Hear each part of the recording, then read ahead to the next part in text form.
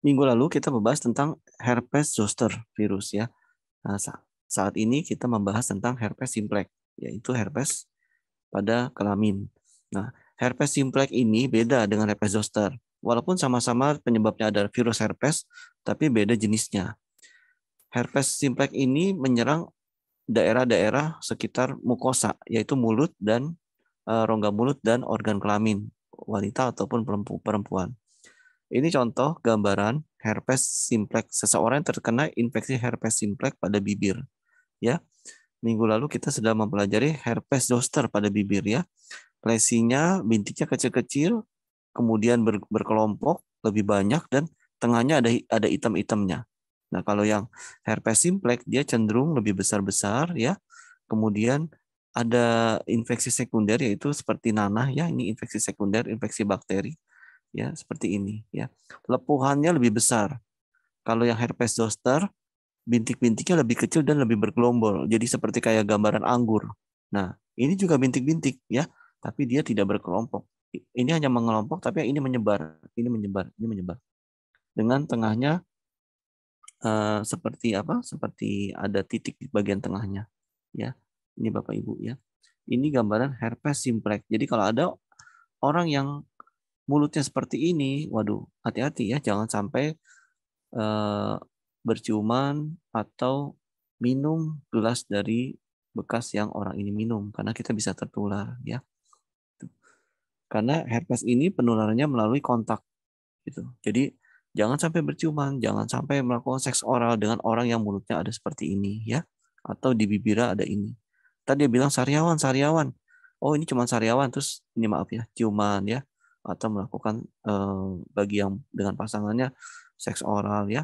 Nah jangan, karena nanti yang punya herpes di mulut dia akan menularkan ke alat kelamin yang melakukan aktivitas seks oral seperti itu.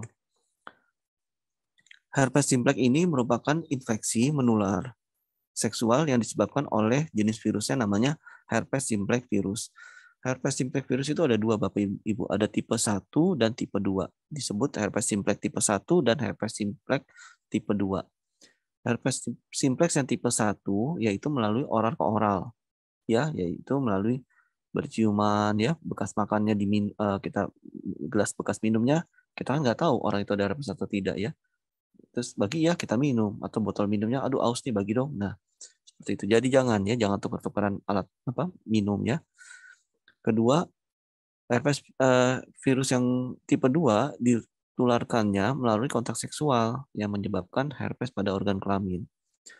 Orang yang pernah terinfeksi herpes virus ini Bapak Ibu baik tipe 1 maupun tipe 2, jadi di badannya dia itu akan selalu tinggal si virus ini ya dan dapat terjangkit penyakit yang sama berulang kali.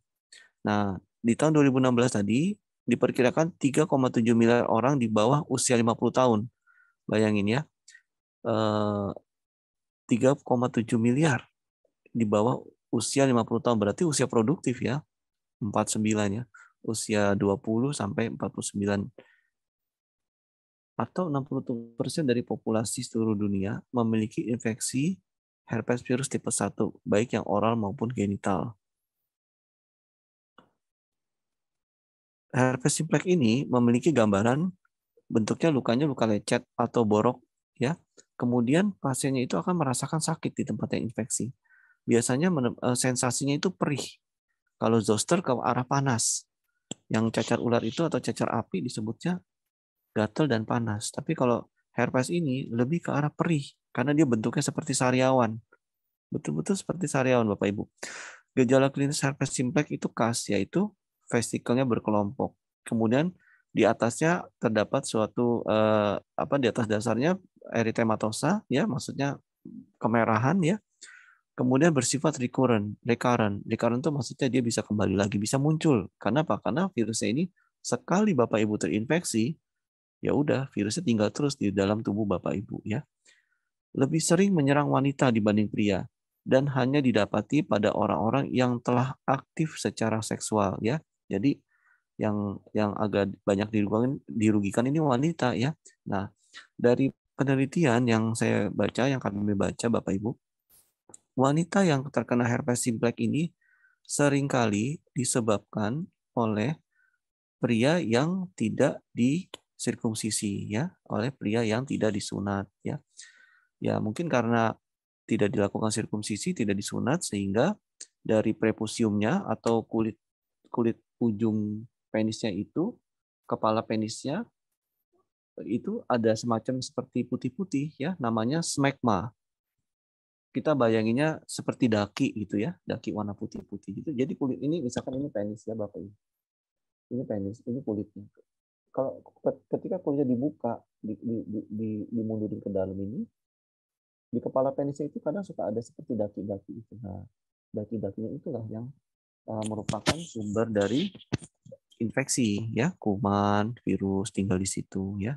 Karena itu sebaiknya seseorang disirkumsisi, disunat. Tujuannya untuk kebersihan, ya, bukan bukan agama, tapi memang untuk kebersihan, ya. Kebetulan agama Islam menyarankan untuk disunat. Begitupun agama-agama lainnya seperti agama Kristen, Katolik dan sebagainya memang disunat juga, ya. Jadi bukan hanya agama ini, ya. Jadi lebih ke arah kebersihan. Berikutnya, herpes simplex ini sering menyerang wanita dibanding pria dan hanya didapati pada orang-orang yang telah aktif secara oh ini keulang, ya. Maaf, ya. Gejalanya. Gejala herpes ini, herpes genital atau herpes simplex itu nyeri atau gatal di alat kelamin. Bisa juga di bokong, Bapak Ibu. Kenapa bisa kok bisa nyampe ada di bokong? Nah, biasanya ini ditularkan oleh pria yang melakukan aktivitas seksual kepada pasangannya, baik itu wanita maupun pasangan sesama jenis, misalnya pria yang sesama jenis misalnya. Nah, si pria yang ini satunya itu di penisnya itu sudah mengandung herpes simplex, sehingga ketika dia mengalami ejakulasi, spermanya itu mengandung virus herpes, Bapak Ibu. Sehingga ketika spermanya tumpah di bokong pasangannya, sperma yang mengandung herpes ini bisa menyebabkan infeksi di kulit yang terkena tumpahan sperma tadi, ya, karena spermanya udah terinfeksi virus herpes simplex, ya. Kedua, benjolannya merah kecil atau lenting putih kecil, ciri-cirinya, ya. Berikutnya, luka akan terbentuk setelah lentingnya pecah. Jadi setelah lentingnya pecah itu akan bentuk luka. Lukanya seperti apa? Seperti sariawan, Bapak Ibu. Betul-betul bentuk sariawan. Jadi tengahnya seperti menggaung gitu, seperti melengkung gitu, dan umumnya warnanya agak kekuningan atau merah dengan di tepinya warnanya agak-agak putih, ya, tengahnya kemerahan. Umumnya nanti kemerahannya itu akan menjadi kuning. Koreng yang terbentuk setelah luka sembuh atau timbul koreng akan sembuh seketika dalam waktu 1-2 minggu tanpa sebab. Misalnya nih, kalau ada wanita tiba-tiba di alat kelaminnya kok kayak ada sariawan-sariawan, nggak ngapa-ngapain, ya, nggak ada angin, nggak ada hujan lah ceritanya. Kok tiba-tiba ada sariawan dan dia lupa nih, dia nggak obatin, dia sibuk kerja, dia sibuk ketemu orang, segala aktivitas, ya, berdagang dan segala macam misalnya. Lupa, tahu-tahu 2 minggu sembuh sendiri. Loh, sariawannya mana? Nah, hati-hati, ya, itu kemungkinan terkena herpes simplex. Berikutnya, gejalanya nyeri saat buang air kecil. Gejala berikutnya, sebagian kita mengalami keputihan, bahkan keputihannya bisa banyak. Nah, kalau keputihan ini Bapak Ibu bukan berarti semua orang yang keputihan langsung divonis herpes, ya, jangan, ya. Keputihan ini merupakan efek samping atau infeksi tambahan, ya, yang dialami oleh orang yang terkena herpes simplex. Jadi dengan adanya herpes simplex, dengan adanya virus itu, ya, menyebabkan infeksi sekunder yaitu bakteri. Kemudian infeksi sekunder berikutnya adalah jamur. Nah, kalau karena bakteri itu keputihannya berwarna kuning-kuningan. Kalau karena jamur, ya, itu keputihannya banyak sekali, gatalnya gatal sekali dan warnanya putih susu. Gitu, ya. Jadi keputihannya ditumpangi oleh infeksi herpesnya itu ditumpangi ada jamur candidanya namanya, jenis jamurnya.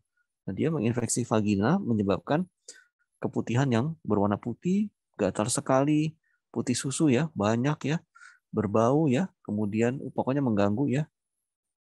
Pasti kan mengganggu, ya, mau kerja mau ngapa-ngapain gatal, mau garuk-garuk nggak mungkin digaruk-garuk, masa di depan orang kan, ya, nggak ini juga, ya. Nah, ini bisa mengganggu, ya, mengganggu rutinitas dan tentunya nggak nyaman. Berikutnya gejalanya orang yang kena herpes itu seperti mau flu, sering berasa pengen kok kayak kena flu tapi nanti sembuh sendiri, ya. Kadang-kadang ada pembesaran kelenjar getah bening di lipatan paha atau di selangkangan, ya. Sakit kepala, sering bolak-balik sakit kepala, ya, pada orang yang kena herpes simplex ini. Kemudian ototnya nyeri-nyeri, selalu ngerasa kayaknya pegel-pegel sehingga dia senang, kepengen rasanya itu pengennya ke tempat pijat dulu, ya. Maksudnya masas, ya, pengen dimasas dan ntar nanti demam, nanti sembuh sendiri, ya. Ntar sering kayak kadang kayak agak demam-demam tapi nanti sembuh sendiri gitu. Ada nyeri-nyeri otot, ya, kemudian ada demam, dan demamnya demam ringan bukan demam tinggi, ya, pada herpes simplex. Ini gambaran contoh, tadi kita sudah lihat Bapak Ibu yang di mulut, yang di sudut bibir dan di dalam rongga mulut. Sekarang kita lihat contoh lesi atau gambaran herpes simplex pada kemaluan wanita. Ini organ vagina, ya. Sengaja memang saya ambil gambarnya yang di zoom supaya tidak betul-betul menunjukkan bentuk vagina secara utuh. Nah, infeksi herpes simplex pada kemaluan wanita ini bibir vaginanya Bapak Ibu, ya. Ini lubang vaginanya. Ini labia mayor, bibir mayornya, bibir yang luarnya, bagian dalam. Labia mayor tapi sisi dalamnya. Nah, ini labia minor, sisi luarnya. Jadi bibir vagina itu disebutnya labia Bapak Ibu. Nah, ini labia mayor. Nah, ini rambut di vaginanya, ya, rambut pubis atau rambut di sekitar vagina. Nah, ini gambarannya seperti ini, seperti sariawan, ya, seperti sariawan dengan tengahnya ada kuning-kuningnya. Ini agak warna putih atau kemerahan dengan tepinya yang tadi saya sebutkan, dengan tepinya putih, ya, lingkaran putih, tengahnya merah. Nah, kalau ada wanita seperti ini, ya, Bapak Ibu, hati-hati jangan sampai misalnya istrinya mengalami seperti ini, diobati, Bapak jangan berhubungan seksual. Kenapa? Nanti malah dua-duanya kena.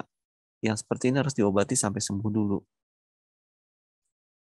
Ini contoh infeksi herpes simplex pada bokong.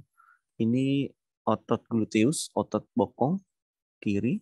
Ini otot bokong kanan. Ini bagian tengah. Jadi dari belakang atas, ya. Nah, ini kira-kira lokasi anus, lokasi dubur, ya, di sini. Nah, ini contoh yang di kulit bokong, Bapak Ibu, ya. Beda, ya. Kalau yang di lapisan tanpa epitel, ini namanya lapisan kulit dengan epitel, Bapak Ibu. Jadi maaf, ini lapisan kulit ini kulit, kalau ini namanya kulit dengan lapisan keratin. Jadi di bagian luarnya ada keratinnya. Jadi kulitnya seperti ini, agak kasar, ya. Nah, kalau ini namanya lapisan epitelnya itu mukosa, lapisan mukosa. Jadi tidak ada keratinnya. Nah, yang bentuknya seperti ini seperti apa? Di dalam di dalam mulut kita, Bapak Ibu. Coba kalau Bapak Ibu sentuh di dalam dinding dalam bagian dari mulut kita, dinding pipi, ya, bagian dalamnya kan itu dia licin, ya, warnanya kemerahan karena tidak ada keratinnya. Nah, kalau ini yang di bokong ini ada keratinnya. Dengan kulit yang ada keratin, bentuknya seperti ini, bukan seperti sariawan, tapi seperti lepuhan-lepuhan seperti ini, dan ini yang terbentuk koreng. Ini sebut yang tadi terbentuk koreng, ya.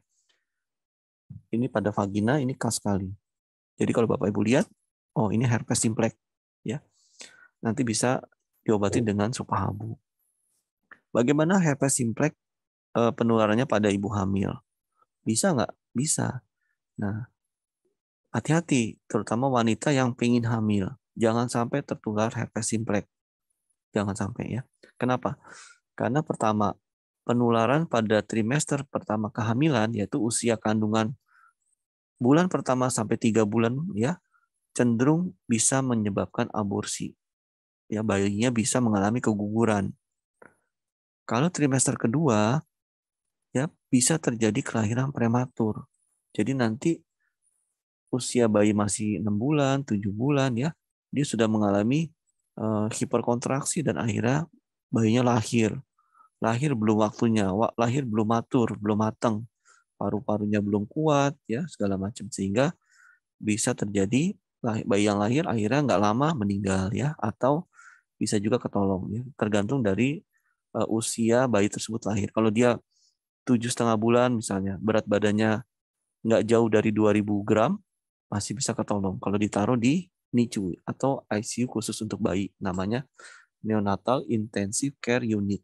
Singkatannya NICU, itu ICU khusus bayi ya Bapak Ibu. Jadi NICU. Bayi yang lahir dari ibu yang menderita herpes genital dapat menderita kelainan nantinya Bapak Ibu yang ketika lahir. Bayinya bisa kena hepatitis atau ensefalitis. Ensefalitis ini radang pada otak. Bahkan bisa lahir dalam keadaan mati. Jadi lahir bayinya udah nggak bergerak, udah meninggal di dalam. Nah, karena itu bagi wanita jaga dirinya baik-baik, jangan sampai terkena herpes simplex. Kemudian, dok, saya mau tahu nih, atau Bapak Ibu mau tahu nih, saya mau ke lab, badan saya ada herpesnya nggak? Boleh kalau kita mau cek, kan nggak salah juga. Kan kita mau tahu nih, siapa tahu kita diam-diam, tahu-tahu ada herpes simplexnya ya. Nggak apa-apa, sekedar mau tahu. Kita ke lab, apa yang diperiksakan? Yaitu kita minta periksa imunoglobulin, IgM ini imunoglobulin M, dan imunoglobulin G. Disingkat dengan IgM dan IgG. Nanti petugas lab akan tanya, mau periksa apa? Mau periksa IgM anti HSV1 dan 2. Anti herpes simplex virus. HSV ini artinya herpes simplex virus tipe 1 dan tipe 2. Kemudian IgG, imunoglobulin G, anti HSV1 dan HSV2. Mau tahu nggak Bapak Ibu bedanya apa? Misalnya Bapak Ibu nanti ya bisa memeriksakan diri sendiri atau ada pasien atau ada konsumennya sering gatal nih, sering keputihan. Ya, tentunya kalau yang wanita malu ya dilihat oleh pria ya. Biasanya wanita lebih nyaman diperiksa oleh wanita juga ya. Atau kalau misalkan mau diperiksakan oleh Bapak Ibu ya, sebaiknya didampingi oleh pihak wanita, pihak keluarga wanita. Jadi untuk mencegah nanti dibilang melakukan apa seperti itu ya, karena kan orang bisa aja ya. Tapi kalau ada pihak keluarganya banyak, jangan cuma satu saksinya. Saksinya harus banyak supaya apa? Mencegah apa yang tuduhan yang tidak baik. Jadi nanti Bapak Ibu cek, udah dicek, dicek nih vaginanya, jangan dipegang ya, tapi dilihat aja, suruh buka, dia buka, Bapak Ibu cukup lihat. Wah, ini seperti gambaran herpes simplex. Bilang aja, karena misalnya Bapak Ibu kebetulan bukan dokter, bilang, ini gambarannya sepertinya herpes simplex, yaitu herpes karena infeksi pada organ kelamin karena virus herpes. Ya, sebaiknya ke dokter dan diobati. Nah, nanti bisa dibantu dengan Supahabu. Itu yang pertama. Kedua, oh iya Pak atau Ibu Supahabu misalnya, atau Bapak dari Supahabu. Nih, saya juga udah cek lab nih. Nah, ini hasilnya nih, ada hasilnya. Coba ini saya nggak ngerti nih artinya apa. Nah, Bapak Ibu coba lihat. Nah, lihat. Misalnya, ternyata dari hasil labnya ada tulisan IgM anti HSV1 reaktif atau IgM anti HSV2 reaktif. Itu artinya pasien tersebut sedang mengalami infeksi yang akut. Jadi baru kena infeksi. Terkena infeksi yang akut dan aktif. Artinya apa? Bisa menularkan dan baru terkena infeksi. Gitu. Kalau IgG anti HSV1 dan IgG anti HSV2 tulisannya reaktif, artinya pasien tersebut pernah terinfeksi virus herpes simplex Bapak Ibu. Jadi IgM ini baru kena dan aktif dan sangat menular. Kalau IgG yang reaktif atau positif, dia sudah pernah kena dan virusnya tinggal di dalam tubuh orang tersebut, ya. Dan bisa aja suatu saat si virus itu muncul ketika daya tahan tubuhnya lemah atau menurun. IgG ini bisa juga menandakan suatu infeksi yang aktif. Loh, bukannya IgM doang. Bisa, IgG itu bisa menunjukkan, oh ini sebenarnya infeksi lagi aktif-aktifnya nih. Jadi orang ini dulu udah pernah kena herpes, tapi saat ini virusnya lagi aktif. Nah, gimana Bapak Ibu cara bedainnya? Nah, kalau caranya adalah angka IgG-nya ini ya jauh melampaui angka yang tertera pada patokannya, pada parameternya. Biasanya angka hasil berada di sini, kemudian ini angka buat patokannya, ya. Nanti dilihat aja patokannya berapa, terus hasilnya dapat berapa. Misalnya patokannya 10 misalnya. Hasilnya 300 kan jauh kan? IgG-nya 300. 300 sama 10 berapa kalinya? Coba. Nah, berarti apa? Berarti orang itu sudah pernah terinfeksi herpes virus dan saat ini virusnya tersebut aktif walaupun gejalanya tidak muncul. Jadi kalau orang itu berhubungan seksual, dia akan menulari, membagi-bagi virus herpes ke orang-orang. Gitu ya. Bukan bagi-bagi bonus, tapi bagi-bagi virus. Ya.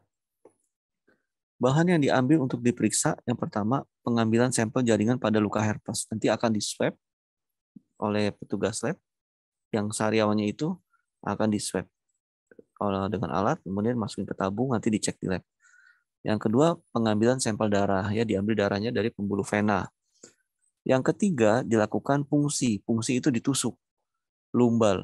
Lumbal itu tulang belakang setinggi pinggang. Jadi ditusuk tulang belakangnya setinggi pinggang atau perut ya. Jadi ini perut kita, Bapak Ibu, di belakangnya, di belakang perut kita. Nah, itu namanya daerah lumbal. Nah, lumbal itu ada lumbal 1 sampai 5. Di bawahnya lumbal baru tulang ekor, ya di bawah lumbal 5.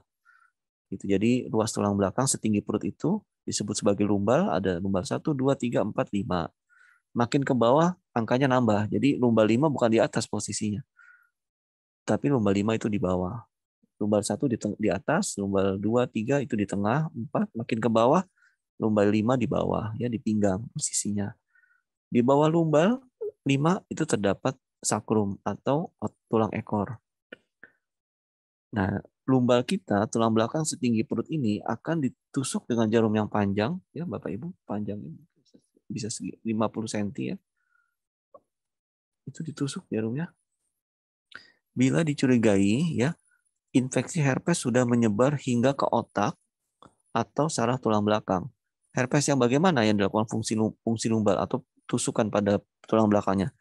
Yaitu herpes yang pada orang yang sudah mengalami encephalitis yang tadi. Berikutnya, bagaimana kita melakukan terapi herpes simplex? Terapinya apa aja sih? Terapinya yang pertama diberikan antiviral. Antiviral ini contohnya acyclovir, famciclovir, dan valacyclovir. Itu obat-obat yang beredar di pasaran. Berikutnya diberikan anti nyeri. Anti nyeri ini bisa diberikan paracetamol, bisa diberikan ibuprofen, ya, bisa juga diberikan non steroid anti inflamasi drug, ya, oleh dokter akan diberikan namanya NSAID.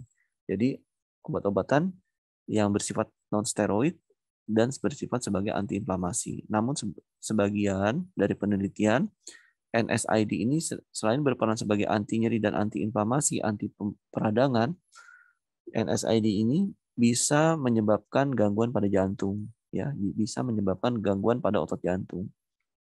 Sehingga penggunaannya harus dilakukan secara hati-hati dan sebaiknya oleh dokter pemberiannya. Karena dokter akan tanya, punya riwayat jantung nggak? Kemudian mempertimbangkan usianya. Kalau nggak betul-betul perlu, dokter tidak akan memberikan NSAID sebagai anti nyeri. Kalaupun terpaksa hanya untuk jangka pendek, yaitu hanya untuk 2 atau 3 hari. Selanjutnya, sebagai anti nyeri, dokter akan menyarankan udah paracetamol aja cukup. Ya.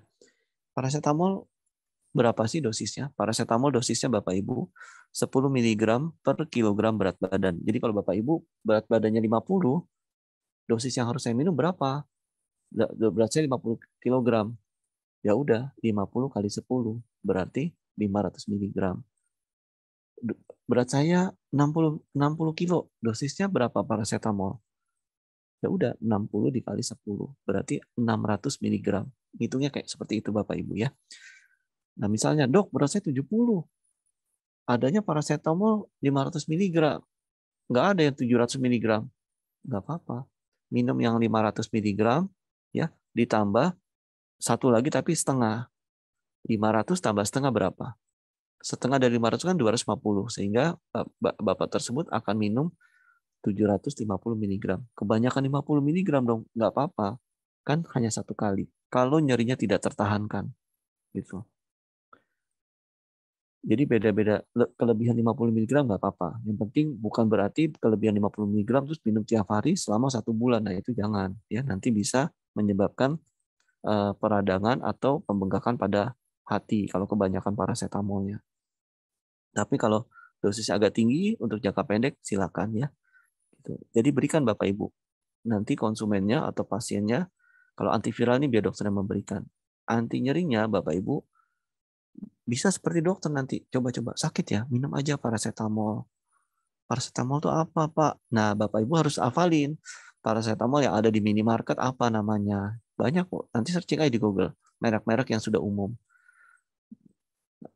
Nah, nanti Bapak Ibu sarankan yang isinya paracetamol murni. Jangan yang ada paracetamol, ada pseudoephedrinnya, paracetamol ada kafeinnya, jangan ya.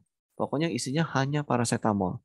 Nah, Bapak Ibu tanya ke konsumennya atau pasiennya, Bapak atau Ibu berat badannya berapa? Saya 70 kg, 73 kg.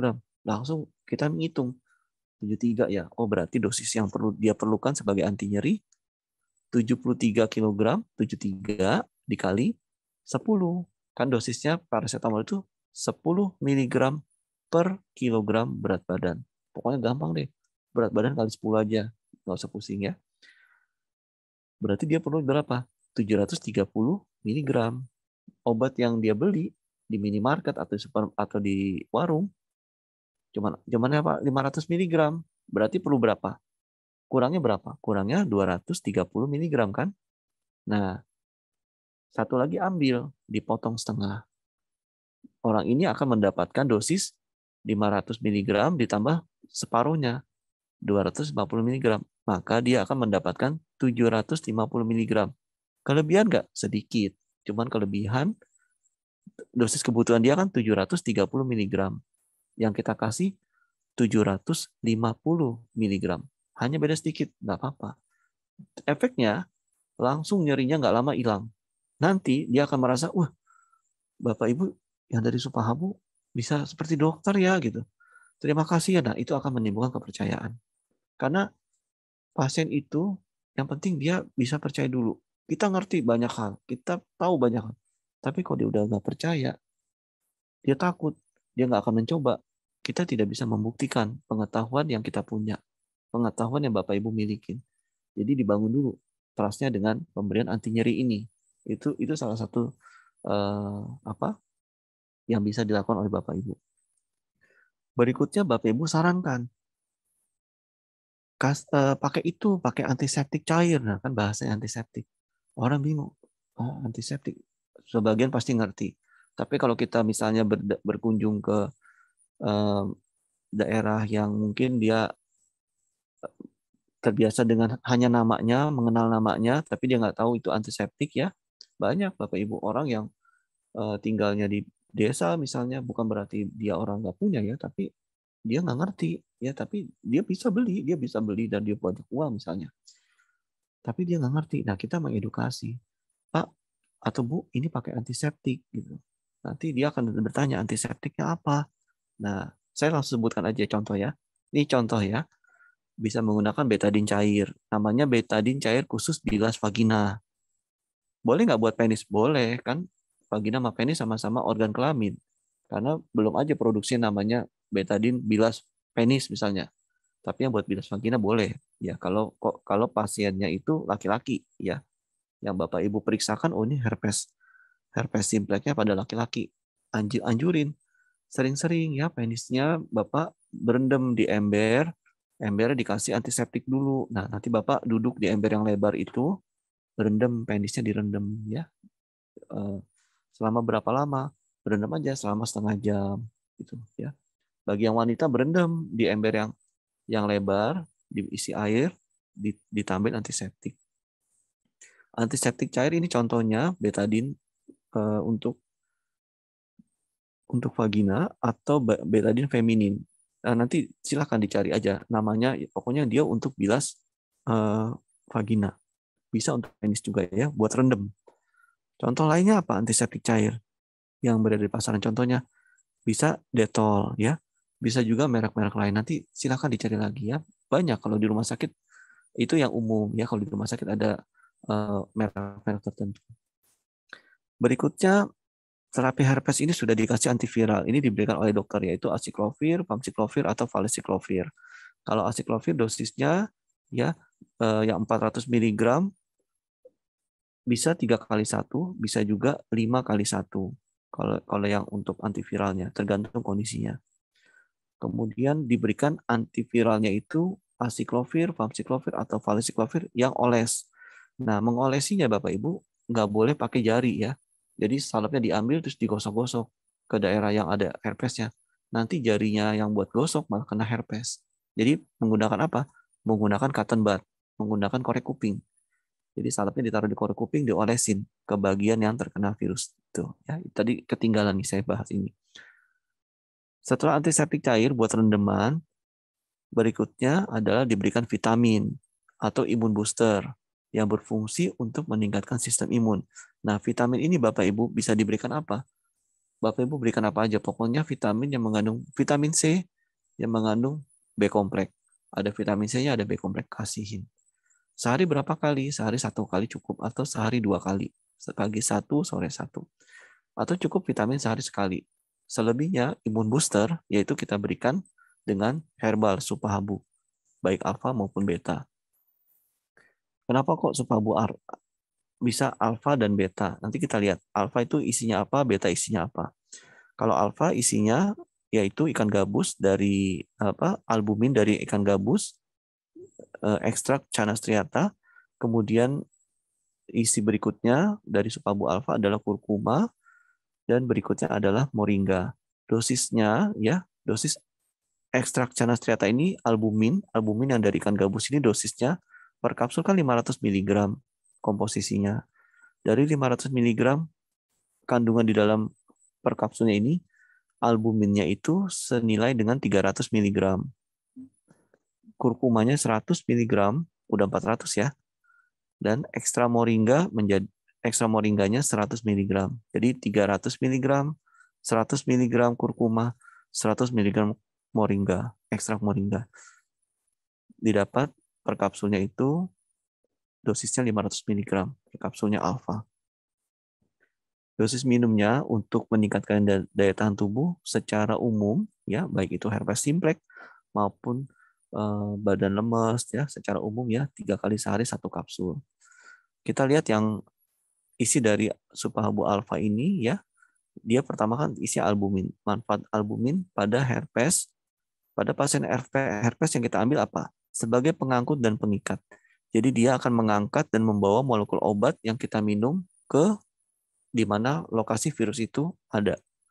Beda Bapak Ibu. Orang yang hanya diberikan antivirus tanpa supahabu, ya. Yang satunya lagi dapat antivirus dengan bantuan supahabu, lebih cepat, hampir 60% atau 70% lebih cepat sembuh dibanding yang tanpa supahabu.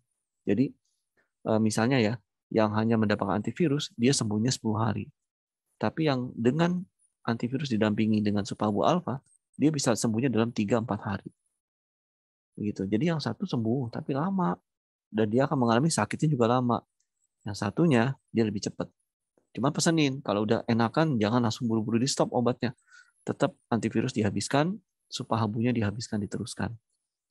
Supahabu, albumin pada supahabu berikutnya kok bisa untuk herpes? Karena apa? Albumin ini dia sebagai antiinflamasi. Dia akan mengobati peradangannya. Dia akan mengobati merah-merahnya, perih-perihnya. Itu nanti dia akan lebih lebih tenang ya.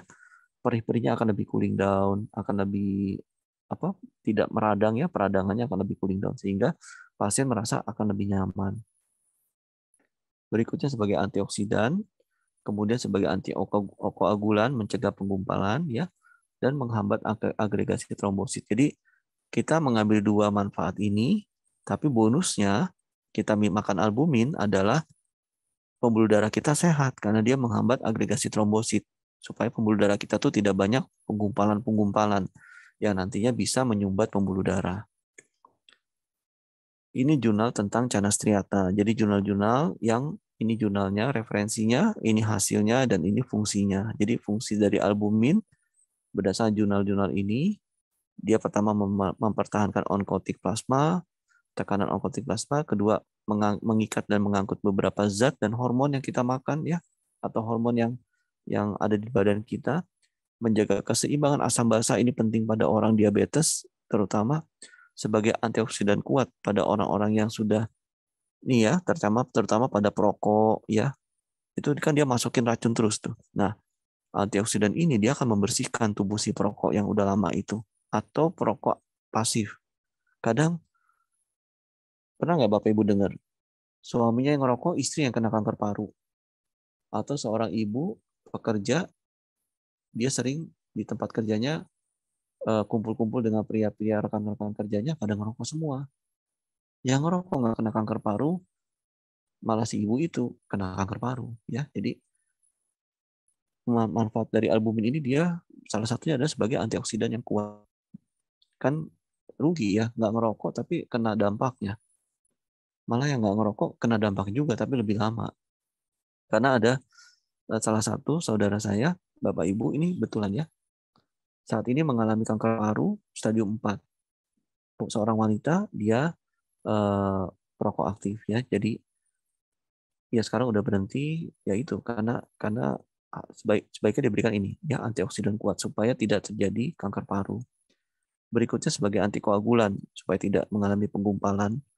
Nah, ini sebagai antiinflamasi untuk menurunkan peradangan, fungsi albumin pada herpes. Kemudian sebagai penyembuh luka. Herpes kan tadi ada lukanya, ada boroknya. Nanti lukanya, peradangannya cepat mereda, kemudian lukanya juga cepat kering. Ini jurnal yang membahas tentang, tadi kita sudah bahas tentang albumin pada pengobatan herpes. Kemudian kurkuma pada pengobatan herpes. Kurkuma ini bisa untuk herpes virus pada zoster, bisa juga untuk herpes virus pada yang simplex. Jadi Bapak Ibu, kurkuma ini ya yang terdapat di dalam supa habu bisa Bapak Ibu pergunakan. Ini jurnal baru ya, 2021 Februari ya, tahun 2021. Bisa Bapak Ibu pergunakan untuk mengobati orang-orang yang mengalami herpes zoster ataupun herpes simplex. Nah, itu bonus kan. Jadi nggak cuman herpes zoster aja, ternyata herpes yang genital yang diderita oleh kurang lebih 67% wanita dari seluruh populasi seluruh dunia yang mengalami infeksi dari herpes simplex ini, bisa Bapak Ibu bantu obati dengan kurkuma yang terdapat pada supabu alfa ini. Nah, ini penjelasan kenapa kok kurkumin bisa sebagai antiviral agent ya, dengan bukti dan manfaat kesehatan yang telah terbukti ya. Jadi dia nggak cuman untuk herpes aja sebetulnya. Jadi kurkuma ini dia sebagai agent antivirus ya, yang bisa mengobati pada HIV. Jadi supaya si HIV-nya ini tidak agresif, tidak penderita HIV tidak cepat mati lah, kira-kira begitu ya, tidak agresif. Sebenarnya penderita HIV ini meninggal itu bukan karena HIV-nya, tapi penyakit bawaan yang numpang ke tubuh dia karena dia tidak memiliki imunitas atau imunitasnya sangat rendah. Kan namanya HIV, Human Immunodeficiency Syndrome ya. Jadi kalau HIV singkatannya V-nya itu virus ya, Human Immunodeficiency Virus. Tapi orang yang terkena akan berkembang menjadi AIDS ya. Nanti akibat imunitasnya itu turun sehingga nanti penyakit banyak yang nempel, dia mudah terinfeksi, gara-gara flu aja seorang penderita HIV bisa meninggal. Nah, Bapak Ibu kalau ada kenal orang yang punya HIV, jangan dijauhin. Kenalkan dengan supahabu alfa. Supaya apa? Supaya dia bisa memperpanjang hidupnya. Supaya virus HIV-nya tidak semakin agresif. Sehingga seorang penderita HIV yang Bapak Ibu kenal, yang Bapak Ibu berikan supahabu, dia bisa tetap hidup seperti layaknya orang yang tidak terinfeksi apa-apa. Pokoknya penderita HIV itu yang penting dijaga supaya dia jangan kena infeksi aja gitu. Nah, si kurkuma ini dia bisa menekan perkembangan dari virus HIV ini. Begitu juga pada virus hepatitis B, hepatitis C, virus influenza, ya, flu ya, flu ya. Ini human papilloma virus ya, ini HPV ya. Ini biasanya pada kutil pada kelamin. Jadi kutilnya nggak bertambah banyak. Jadi kalau ada pasien-pasien dengan ada kutil gitu di kelaminnya, Bapak Ibu lihat, misalkan ada yang curhat, oh bisa nyembuhin ya penyakit ya. Kalau ini coba liatin deh, ini sakitnya apa? Jangan dipegang ya, Bapak Ibu lihat. Wah ini kutil gitu ya di kelaminnya. Kasih Suprabu alfa. Kenapa? Karena yang alfa kan ada kurkumanya. Jadi dia bisa mengobati nih kutil kelamin ya. Bukan langsung menyembuhkan. Untuk jangka panjang bisa menyembuhkan. Tapi kalau jangka yang kita harapkan adalah, yang kita kejar adalah supaya si kutilnya ini tidak semakin banyak. Nanti hanya akan di situ aja. Kalau dia makannya dengan dosis yang agak kuat dan jangka panjang, nanti kutilnya malah bisa meredup. Kenapa? Karena dia akan dieradikasi, dimatikan oleh sistem imunitas yang dibentuk oleh kurkuma ini. Juga infeksi pada saluran napas karena virus ya, parvovirus dan norovirus. Ini hasil penelitian Bapak Ibu ya, tahun 2021, halaman 4 dari 15 di jurnal tersebut ya. Disebutkan bahwa kurkuma ini pertama dia menghambat nih, inhibited the replication of HSV1 and HSV2. Jadi dia menghambat replikasi. Jadi si virusnya mau berkembang jadi dua, jadi nggak bisa ya, dihambat sama si kurkuma ini. Jadi virusnya bahasa gampang nggak bisa beranak, gitu, nggak bisa memperbanyak diri. Udah dirusak sama kurkuma ini. Ya. Kedua, kurkuma ini dia reduce tissue inflammation and the severity of HSV2 infection in animal model. Jadi dicoba pada hewan bahwa kurkuma ini mengurangi peradangan pada orang yang terinfeksi HSV2, yaitu herpes simplex virus yang di kelamin. Jadi kelaminnya si hewan yang dikasih kurkuma ini peradangannya cepat meredup. Ya, kemudian infeksinya cepat teratasi. Berikutnya kurkuma ya, ini dia menghambat lagi ya HSV1 dengan IC50. Jadi intinya kurkuma ini dia menghambat replikasi atau perbanyakan dari virus. Ya, kedua, dia memperbaiki peradangannya. Berikutnya adalah moringa. Moringa ini sebagai antiinflamasi juga. Jadi sebagai antiinflamasi tadi udah ada pada albumin. Kedua, sudah ada pada kurkuma. Ketiga, ada juga antiinflamasinya pada moringa ya. Bayangin dalam satu kapsul Suprabu alfa sebagai anti radangnya ya ada tiga-tiganya berperan sebagai anti peradangan. Selain itu, tiga-tiganya memiliki peranan-peranan yang lain sebagai anti peradangan, selain sebagai anti peradangan. Bagaimana dengan Suprabu beta? Kok bisa beta itu membantu mengobati pasien yang terinfeksi herpes simplex? Bisa. Kenapa? Satu, sudah dikasih antiviral. Kedua, antiviralnya itu oral maupun topikal. Yang topikal itu salep ya. Kedua, udah dikasih anti nyeri, yaitu tadi ya paracetamol atau ibuprofen atau NSAID ya, golongan-golongan non steroid antiinflamasi. Berikutnya sudah diberikan antiseptik, sudah dikasih vitamin supaya imunitasnya naik. Kita kasih Suprabu beta supaya apa? Supaya peradangannya cepat meredup karena beta ini memiliki efek sebagai antiinflamasi. Kedua, selain dia menurunkan antiinflamasi, dia menurunkan peradangannya, Suprabu beta ini juga dia meningkatkan sistem imun. Jadi, kalau orang yang terinfeksi virus, sistem imun dia naik, maka virusnya akan secara bertahap akan meredup. Ketika virusnya meredup, berarti apa? Infeksinya, yaitu merah-merahnya, perih-perihnya, otomatis ikut meredup juga. Hasil berikutnya apa lagi? Pasiennya merasa sembuh. Dia merasa, wah enak, bukan merasa sembuh aja ya. Dia sudah mulai merasakan tanda-tanda kesembuhan. Dan itu dia akan sangat berterima kasih nanti pada Bapak Ibu bahwa, waduh, benar ya, enakan ya saya minum Suprabu beta ya. Saya dikasih obat dokter buat virusnya, buat herpesnya, ditambahin beta atau alfa, atau beta dan alfa, malah cepat sembuhnya. Terima kasih ya. Nah, akhirnya orang itu bersyukur, berterima kasih karena Bapak Ibu memberikan manfaat.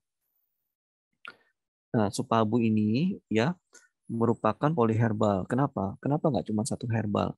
Bisa aja kan satu kapsul isinya hanya albumin, satu kapsul isinya hanya kurkuma, satu kapsul isinya hanya moringa. Kenapa kok harus poli? Karena begini, Bapak Ibu. Untuk mencapaikan hasil yang baik, kadangkala kita memerlukan dosis yang tinggi. Kalau hanya menggunakan satu jenis herbal. Kalau kita menggunakan dosis tinggi, risikonya apa? Akan terjadi efek samping yang lain. Contoh ya Bapak Ibu. Di jalan raya, kita kan pengen cepat ngebut. Nah, ngebut akan ada hasil positif, yaitu kita lebih cepat sampai. Tapi dengan kita ngebut, ya cepat sampai iya, resikonya juga lebih tinggi, benar nggak? Ya, begitupun dengan kita lebih tinggi, pasiennya bisa tercapai kesembuhannya, tapi resiko untuk efek sampingnya juga lebih tinggi, gitu kira-kira. Akhirnya diciptakanlah poliherbal, yaitu satu kapsul dengan isinya 3 macam herbal atau 2 macam herbal. Untuk apa? Untuk mencapai efek yang lebih cepat, karena masing-masing dia bekerja dengan cara beramai-ramai. Yang satu dia sebagai antiinflamasi dia juga menghambat perkembangan virus. Siapa tuh? Kurkumanya. Albumin, dia sebagai antiinflamasi juga, tapi dia mempercepat pertumbuhan sel-sel baru sehingga recovery-nya cepat tercapai. Moringa, dia sebagai antiinflamasi. Kemudian dia sebagai untuk finishing-nya. Karena sebagai antiinflamasi dia juga membuat tidur itu, pasien yang minum Supabu Alfa, dia bisa membuat otaknya tuh lebih rileks sehingga orang lebih cepat tertidur secara alami tanpa obat-obatan tidur ya. Coba. Dari 3 itu manfaatnya banyak. Tujuannya sebagai antiinflamasi, tapi ternyata memberi manfaat yang lain. Kira-kira seperti itu manfaat dari poliherbal. Terima kasih Bapak Ibu, semoga bermanfaat.